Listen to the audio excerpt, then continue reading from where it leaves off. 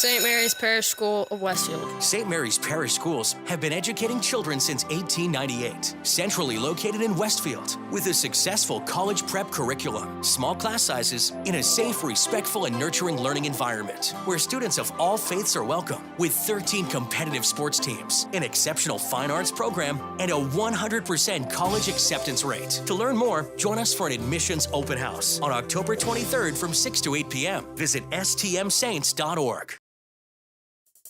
Coming up on this edition of Reel to Reel.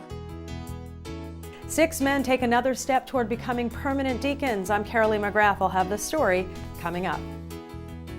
I'm Steve Kiltonic. I'll have the story of a former Holyoke Catholic and Pope Francis cross-country and track coach who was recently honored for his dedication and half-century of service to the schools. And celebrating the foundress of the Maryknoll Sisters. These stories and more are just ahead on this edition of Reel to Reel. Hello and welcome to Reel to Reel. In 1905, a Smith College graduate named Molly Rogers wrote to her high school newspaper, "We leave college with a sense of self-reliance and responsibility to take up our work in the world." Little did Rogers know how far-reaching her work would be as she went on to become Mother Mary Joseph and the founder of the Maryknoll Sisters, the first order of Catholic nuns in the United States dedicated to foreign mission. This past summer, I spent a day in Ossining, New York at the headquarters of the Maryknoll Sisters as they celebrated their foundress, as well as receiving a special gift from a local parish that played an important role in her life. It was a day more than 100 years in the making as the Maryknoll Sisters received a precious gift, the very tabernacle that their foundress, Mother Mary Joseph Rogers, had prayed in front of while she was a student at Smith College in Northampton. The tabernacle had been a part of the now closed St. Mary of the Assumption Church in Northampton, and through the generosity of another Smith grad and Northampton native, Eileen Sullivan, it was brought to the Maryknoll Sisters. They were looking for a donor, and I said, well, I can't think of a more perfect place for this tabernacle. If it can't be in St. Mary's Church, then the Maryknoll Sisters should have it. It means the most to them. The tabernacle was accompanied by Sullivan and 2 others from the Diocese of Springfield, Sid Dalby, Associate Director of Admissions at Smith, and Father Francis Riley, pastor of St. Elizabeth Ann Seton Parish in Northampton. We couldn't be more proud to count Molly Rogers among the Smith family. And we couldn't be more proud to know that Northampton played a part in what she's done, all the lives that she's touched and all the good that she's done in the world. So it's an honor and a privilege to be part of that legacy. St. Mary's Church was closed in 2010. The parish, one of 4 in the city, merged to form St. Elizabeth Ann Seton. The tabernacle before which she prayed is now here for the sisters and for all the precious history of the Maryknoll Sisters to be preserved. So to have our tabernacle repurposed here is really a consolation amidst all the brokenheartedness of just having to close a church. Certainly a bittersweet time for Northampton parishioners, but a joyful one for Maryknoll Sisters like Noni Getzler, president of the order. It's a very emotional moment for us. It's like touching her, and I never knew her. So I think for me, and maybe for those who entered after her death, it's like we have a piece of her. Her gaze was there, her prayers were there, and she has become more alive to me. At the beginning of the 20th century, Molly Rogers, an Irish Catholic from Jamaica Plains, was at Smith College. During her junior year, she witnessed a mission sending of Protestant women who would be leaving for China to serve in the missions. In that graced moment, she was overwhelmed with a sense of having received so much and given so little. She walked straight to St. Mary's Church just off the campus and pledged her life to the mission of the church. What she did when she wanted inspiration, she went to Jesus in the Blessed Sacrament. And that's where she found what she needed to, the courage she needed to continue and to do and to give of herself without having any sense of what that would mean. Following graduation in 1905 from Smith, she was invited by the college, where she worked as an assistant in the zoology department, to form a campus group for Catholic students. Choosing mission as her theme, she turned to Father James Anthony Walsh of the Archdiocese of Boston's Propagation of the Faith Office for help. A partnership with Father Walsh would result in the founding of the Maryknoll Fathers and Brothers in 1911 and the Maryknoll Sisters a year later.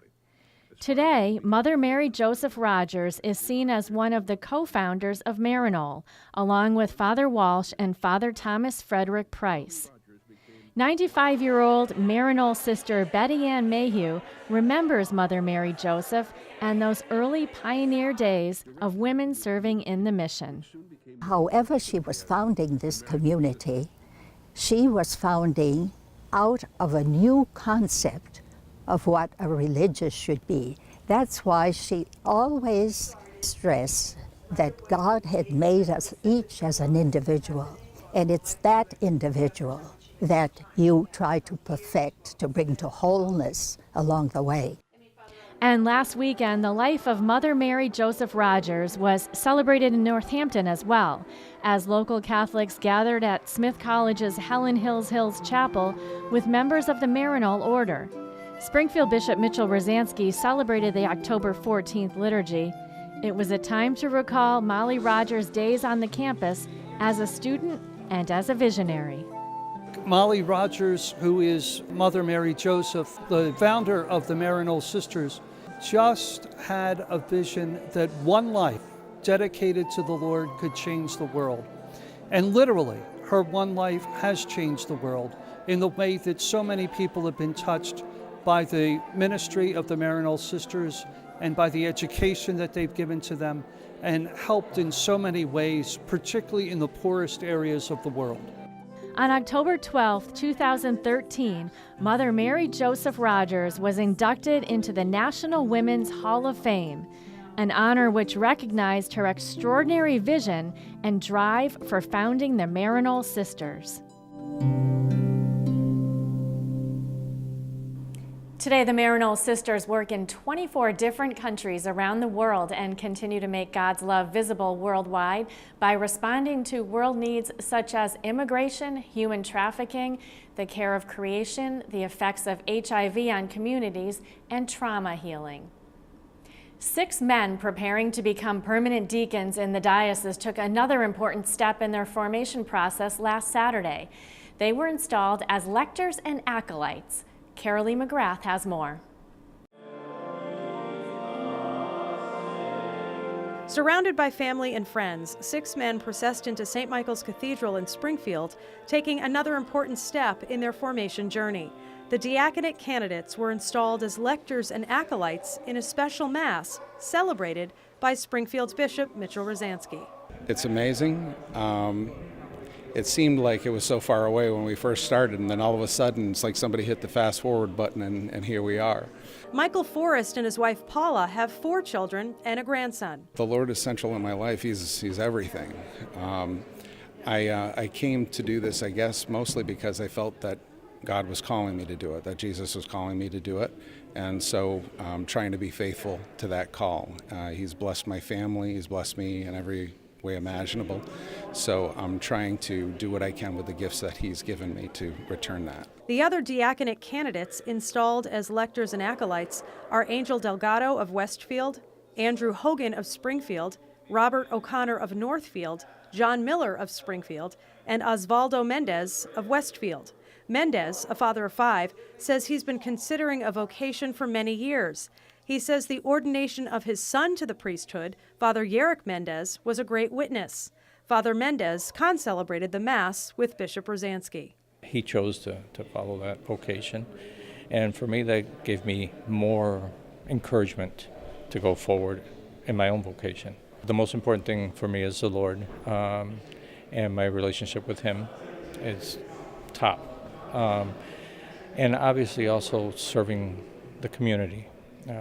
That's deep in my heart, to serve people and to bring people to the Lord is our priority in life. During the formal ceremony, the candidates were called forward. The bishop handed each one a Bible. The candidates were then vested in a white alb. Finally, the bishop gave each one of them a vessel with bread to be consecrated. Bishop Rosansky spoke of the important role of lectors who read the Word of God except for the gospel, and acolytes who bring the Eucharist to those who are homebound in nursing homes or in prisons. Today we installed 6 of our men who are on the way to the permanent diaconate, and as lectors and as acolytes, an important step in their formation and really their public commitment to ministry in the church. And so we know that the word for us as Catholics is so important as God gives to us that word that helps us to learn of salvation.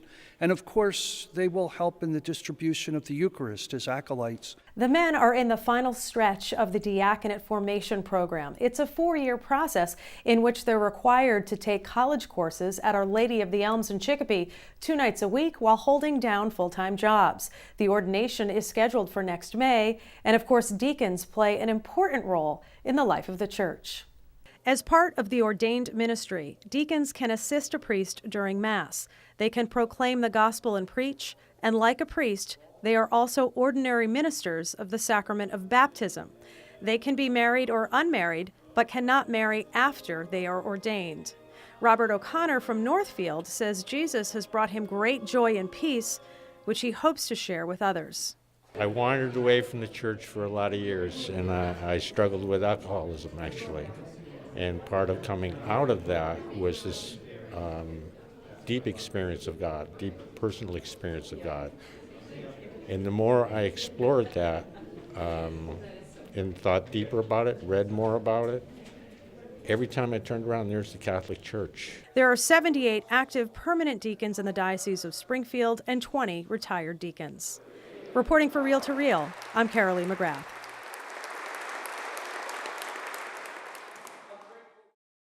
And these men will be ordained on May 18th, 2019. You can read more in the latest edition of the Catholic Mirror about the permanent diaconate, which this year marks the 50th anniversary since its reinstatement. We have more for you still to come on Reel to Reel. Steve Kiltonick will profile a legendary local cross-country and track coach. That story and more are still to come on Reel to Reel.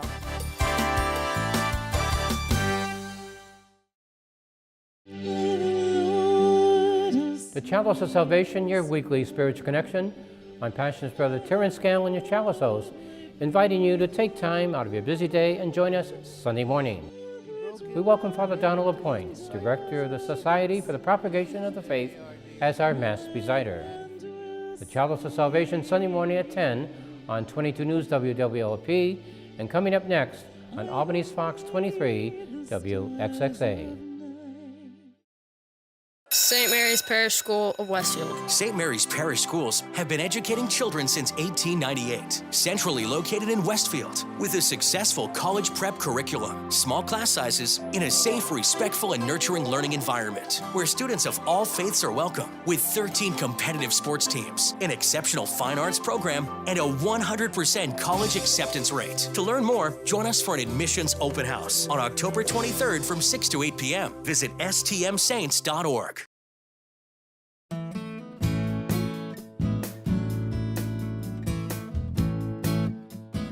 How can teenagers make a more genuine confession and learn to break their habits of falling into a particular sin?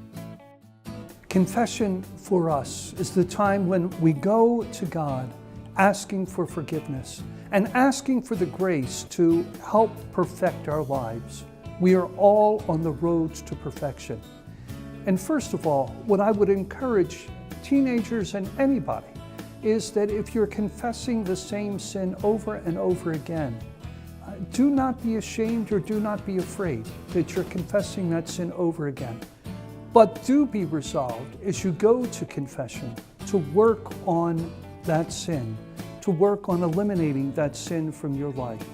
If you fail, there's always confession.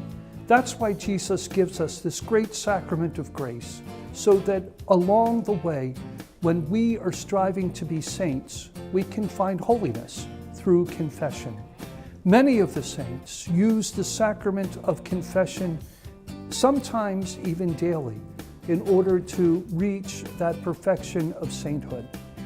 But we as God's people are called to make ourselves available to the sacrament of confession by being able to reflect on our lives, to see the direction that our lives are going, and to ask the Lord to give us the grace so that we're moving in that right direction, in that direction toward Him.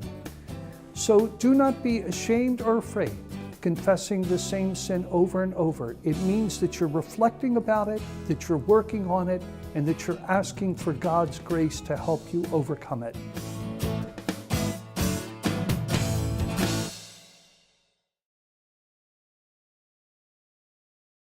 Now let's take a look at our reel-to-reel calendar of upcoming events. A spaghetti dinner benefiting the Sisters of St. Joseph will take place on Wednesday, October 24th from 4:30 to 6:30 p.m. at the Castle of Knights, KFC 4044 at 1599 Memorial Drive in Chicopee. There will be a cash bar and 50/50 raffle. Meal tickets are $10 and all proceeds go to support the Sisters of St. Joseph. You can purchase tickets through the development office at the Sisters of St. Joseph, 577 Carew Street in Springfield, or by calling Sister Eleanor Harrington at 536-0853, or by calling Marty Kearney at 552-0569. A Rachel's Vineyard retreat will be held in Stockbridge coming up on Friday, November 2nd to Sunday, November 4th for the healing and pain of abortion. This retreat is confidential and open to both men and women. For more information, contact Jean Suddaby at 413-452-0661 or by visiting rachelsvineyard.org, or you can call Rachel's Vineyard at 877-467-3463. And on Sunday, November 11th at Our Lady of Guadalupe Parish in Holyoke, there will be a Fall into the Holidays from 9 a.m. until 3 p.m. in the parish gym building located at 435 Maple Street in Holyoke. There will be a variety of vendors, handmade crafts, holiday decorations, raffles, breakfast, lunch, and desserts for sale, and also the day will include a cultural meat pie contest. To enter, bring 2 meat pies to the gym building by 10 a.m. Prizes will be awarded for first, second, and third place. All donations will be used for the Thanksgiving food basket distribution. And for a complete listing of events in the Diocese of Springfield, head over to our website at iobserve.org.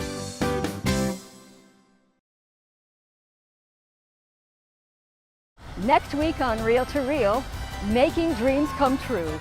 Sister Catherine Homrock talks about her life as a Sister of St. Joseph.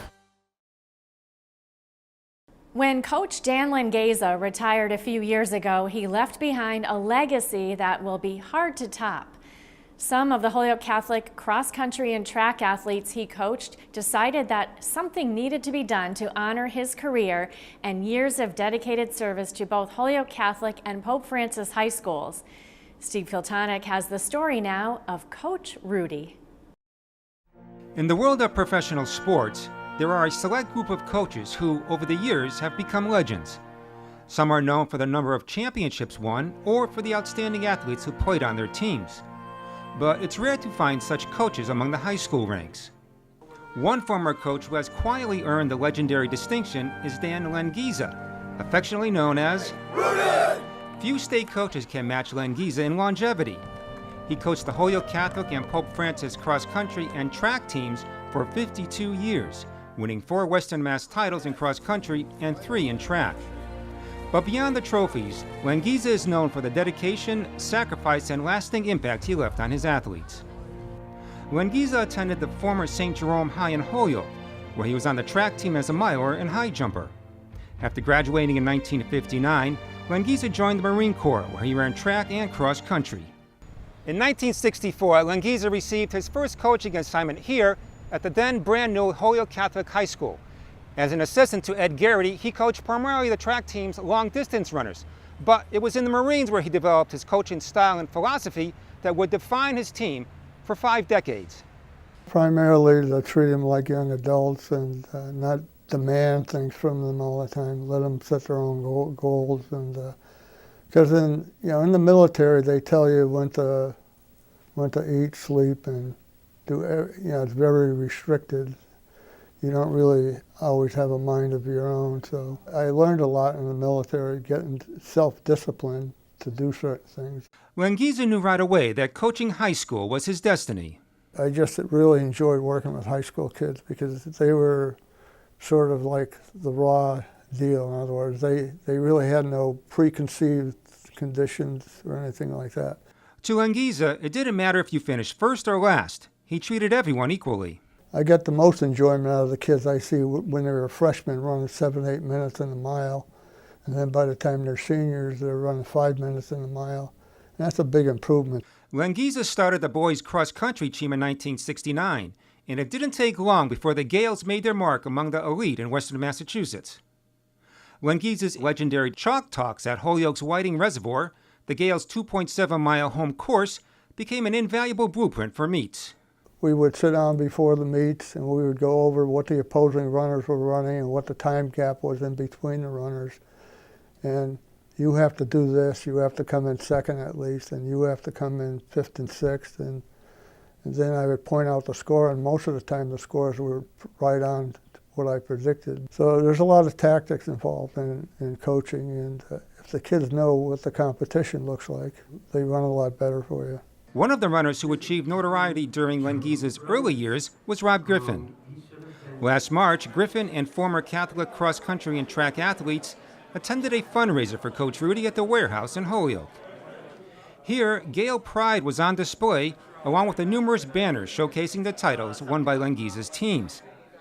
While he's shown in the classroom, Griffin said he wasn't much of an athlete until Langiza spotted something special in him. Actually, it was the coach who discovered that I could hurdle.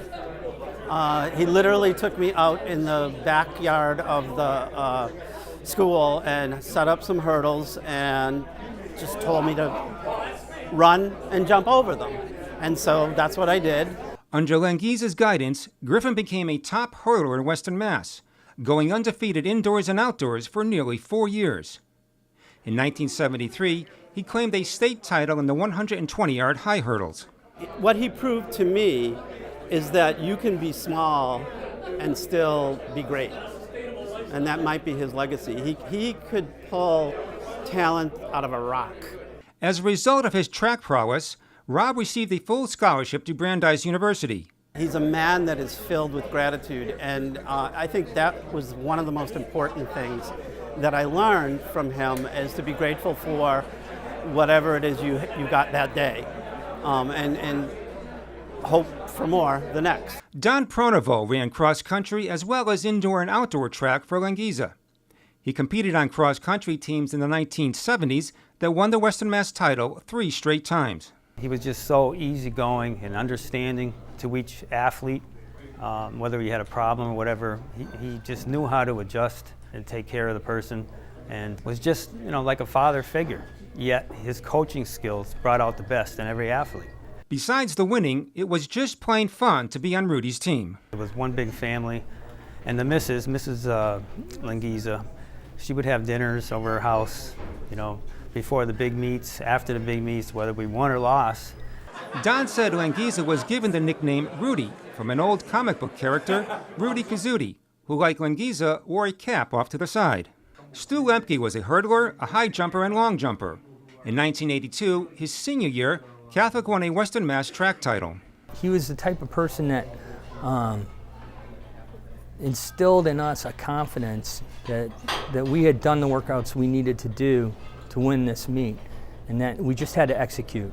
And so that carried on for a lot of us in later life. And if you didn't perform up to expectations, Coach Rudy never yelled. You always got a squeeze on the shoulder just saying, there's a game next week, there's a meet next week, you're going to get better, don't give up. Jake Lukasiewicz, who ran cross-country and track, was a Western Mass indoor champ. His team won Western Mass and state titles in 1999. He had strong values and dedication to the team. He made sure to teach us lessons we needed to know, but he gave every runner time. He treated people as though they mattered. Jake went on to run track and cross-country at Assumption College, where he was captain for 2 years. After college, Jake served as Rudy's assistant coach. In 1978, Lengiza helped establish a girls' cross-country team. Maureen Lemke, Stu's wife, ran on one of those early teams. In practice, Rudy had the girls run with the boys. There was no split between the girls and the boys. There was no tension. There was no intimidation, no nothing. We were all in this together, and if you ran and you could keep up, more power, with more power to you. We were all friends, and there was a lot of kidding around, but a lot of mutual respect and kindness and camaraderie.